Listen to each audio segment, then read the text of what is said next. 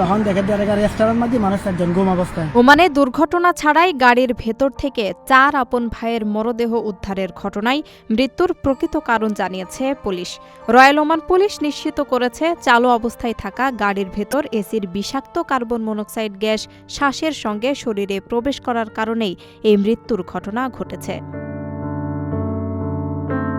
পুলিশের বিবৃতিতে জানানো হয়, পুলিশ এই ঘটনার তদন্ত করেছে। গাড়িটি চালু অবস্থায় থাকার কারণে এর ভেতর কার্বন মনোক্সাইড গ্যাস নির্গত হয় এবং নিঃশ্বাসের মাধ্যমে তার শরীরে প্রবেশ করে শ্বাসরোধ হয়ে ওই 4 জনের মৃত্যু হয়। সেই সাথে বিষাক্ত গ্যাসে শ্বাসরোধের ঝুঁকি এড়াতে বদ্ধ জায়গায় বা ঘুমানোর সময় গাড়ি চালু না রাখার জন্য সবাইকে সতর্ক করা হয়। নিহত 4 ভাই হলেন রাশেদ, শাহেদ, সিরাজ ও শহীদ। বিয়ের জন্য একসঙ্গে কেনাকাটা করতে বেরিয়েছিলেন তারা। মর্মান্তিক এই ঘটনার পর ওমানে থাকা প্রবাসী বাংলাদেশিদের মধ্যে ব্যাপক উদ্বেগ, উৎকণ্ঠা ছড়িয়ে পড়ে। মৃত্যুর কারণ নিয়ে শুরুতে বেশ ধোঁয়াশা তৈরি হয়েছিল।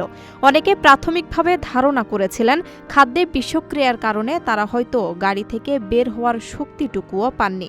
আবার একাংশের আশঙ্কা ছিল দীর্ঘক্ষণ গাড়ি চালু অবস্থায় স্থির থাকার কারণে এসির বিষাক্ত গ্যাস থেকেই এই দুর্ঘটনা ঘটতে পারে।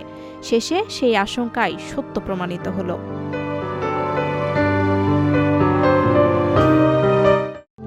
প্রবাসীদের জন্য নির্মাণ হচ্ছে দেশের প্রথম স্মার্ট সিটি, যেখানে থাকছে স্কুল, মসজিদ, হাসপাতাল, সুইমিং পুল, হেলিপ্যাড, পাঠাগার, জিম, সুপারমার্কেট, শিশু পার্ক সহ সকল নাগরিক সুবিধা। মাত্র 30 লাখ টাকা বিনিয়োগে মিলছে আকর্ষণীয় ফ্ল্যাট। প্লাটিনাম ইনভেস্টরদের জন্য ঢাকা বিমানবন্দরে ভিআইপি প্রোটোকল সুবিধা।